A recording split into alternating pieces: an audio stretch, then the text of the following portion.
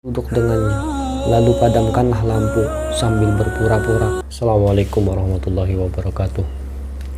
Hadirin yang dimuliakan Allah Subhanahu wa Ta'ala, sesungguhnya Allah meletakkan kejayaan, kesuksesan, kebahagiaan hidup di dunia maupun di akhirat, yaitu dengan mengamalkan agama secara sempurna, yaitu dengan mengikuti jalannya baginda Nabi Muhammad Sallallahu Alaihi Wasallam dan juga para sahabat radhiyallahu anhum.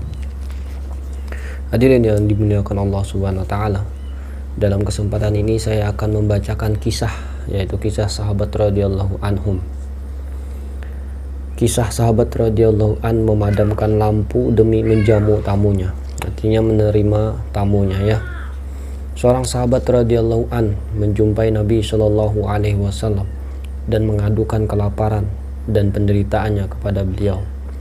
Lalu Nabi Shallallahu Alaihi Wasallam menyuruh seseorang bertanya kepada istri-istri beliau, apakah di rumah ada sisa makanan? Ternyata tidak ada.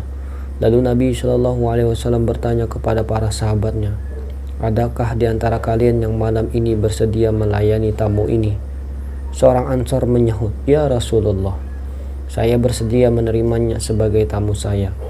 Sahabat Ansor itu membawa pulang tamu tadi ke rumahnya dan berkata kepada istrinya, ia adalah tamu Rasulullah Shallallahu Alaihi Wasallam. Jangan sampai kita mengecewakannya dan jangan sampai kita menyembunyikan apapun untuk memuliakannya. Jawab istrinya, demi Allah, aku hanya menyimpan sedikit makanan, itu pun hanya cukup untuk anak-anak kita. Jawab suaminya, hiburlah dulu anak-anak kita sampai mereka tidur. Jika sudah tidur, hidangkanlah makanan itu untuk tamu kita. Aku akan duduk dengannya, lalu padamkanlah lampu sambil berpura-pura akan membetulkannya. Istrinya melaksanakan rencana tersebut dengan baik. Pada malam itu, suami istri dan anak-anaknya terpaksa menahan lapar. Terhadap peristiwa ini Allah Subhanahu wa Ta'ala berfirman, wa yu'siruna ala anfusihim walau kana bihim khasasah, dan mereka mengutamakan, atau artinya ya dalam kurung, kaum muhajirin atas diri mereka sendiri sekalipun mereka dalam kesusahan. Quran surah Al-Ansar ayat 9. Masih banyak kisah para sahabat sebagaimana kisah di atas. Inilah sebagian kisah lainnya.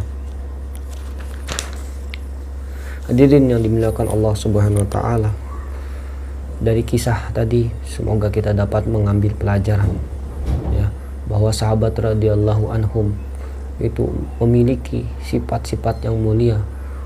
Mereka mengorbankan harta diri untuk agama Allah Subhanahu wa Ta'ala. Bahkan saking cintanya kepada Rasulullah Shallallahu Alaihi Wasallam, dia rela menahan lapar untuk menjamu atau melayani tamu dari Rasulullah Shallallahu Alaihi Wasallam.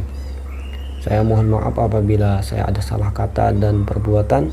Semoga kita dapat mengamalkan dan menyampaikan dengan doa kifaratul majelis. Subhanakallahumma wa bihamdik, asyhadu an la ilaha illa anta, astaghfiruka wa atubu ilaik. Assalamualaikum warahmatullahi wabarakatuh.